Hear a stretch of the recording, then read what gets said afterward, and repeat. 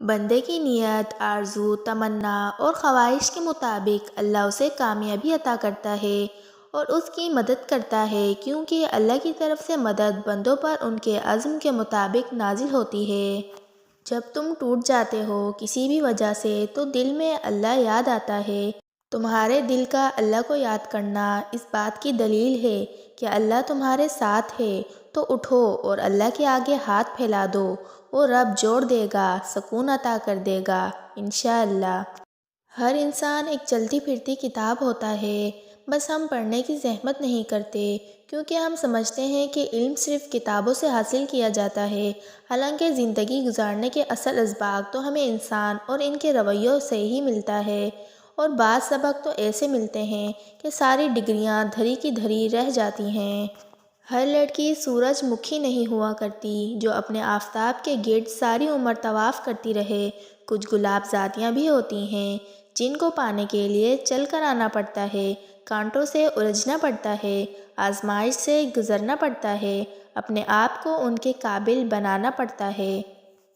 اگر وضو کرنا آپ کے گناہوں کی معافی کی وجہ ہے اور نماز کی طرف چل کر جانا آپ کے درجات کی بلندی اور آپ کے گناہوں کی بخشش کا سبب ہے، اور نماز کی جگہ پر بیٹھے رہنا فرشتوں کا آپ کے لیے دعا کرنے کا سبب ہے، تو پھر نماز کا بذات خود اجر کتنا ہوگا؟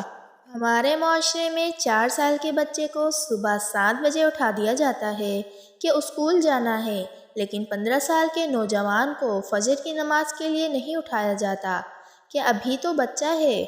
یہ ضروری نہیں کہ ہماری ذات سب کو ہی پسند آئے، ہر انسان میں کچھ خامیاں تو کچھ خوبیاں ہوتی ہیں، بس کوشش کریں کہ اپنی زندگی ایسے جئیں کہ اپنے رب کو پسند آ جائے۔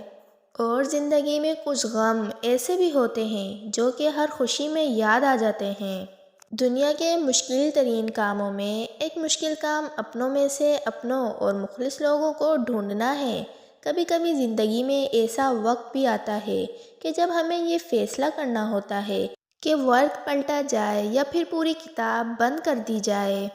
وہ سردی کے موسم کی شدائی تھی، لیکن سردی میں نماز پڑھنا اسے مشکل لگتا تھا۔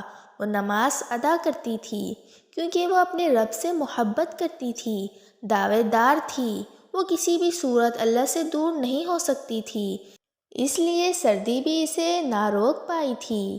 تو ہمیں نماز نہیں چھوڑنی چاہیے، ہاتھ جمے ہوئے ہوں یا سردی کی شدت برداشت نہ کر پائیں، مگر نماز ادا کرنی ہی ہے۔ اگر آج مشکل میں ہوں گے تو کوئی بات نہیں، آسانیاں ہی ہوں گی انشاءاللہ۔ دماغ کو تباہ کرنے والی 7 بری عادت۔ نمبر 1، ناشتہ نہ کرنے کی عادت۔ نمبر 2، رات کو دیر سے سونے کی عادت۔ نمبر 3، بہت زیادہ میٹھا کھانے کی عادت۔ نمبر 4، صبح سویرے اٹھنے کے بجائے دیر سے اٹھنے کی عادت۔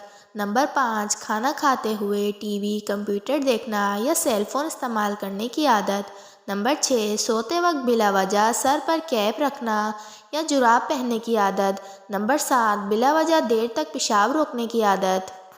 زندگی میں قرآن مجید کو اپنا رفیق بنا لو، وہ تمہارا ساتھ کبھی نہیں چھوڑے گا جب تک تمہیں جنت میں نہ لے جائے۔ توبہ روح کا غسل ہے، جتنی بار کرو گے روح میں اتنا ہی نکھار آئے گا۔ دعائیں رد نہیں ہوتی جناب، بس بہترین وقت پر قبول ہوتی ہیں۔ زیادہ تر لوگوں کو حق بات بھی وہی پسند ہے جو ان کے حق میں ہوتی ہے۔ اس شخص پر ظلم کرنے سے ڈرو جس کے پاس بدلہ لینے کے لیے آنکھوں کے آنسوؤں کے سوا کچھ نہیں ہوتا۔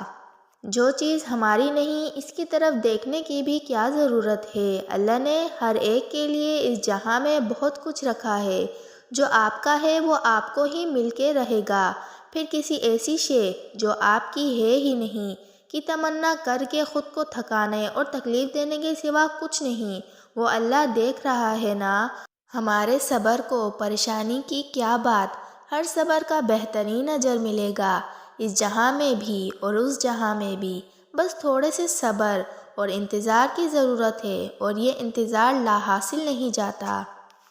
جو حقیقت کا رونا ہے اس کی تاثیر صرف دنیا تک نہیں بلکہ عرش تک جا پہنچتی ہے۔ بناوٹی رونے پر شیطان بھی مذاق اڑاتا ہے۔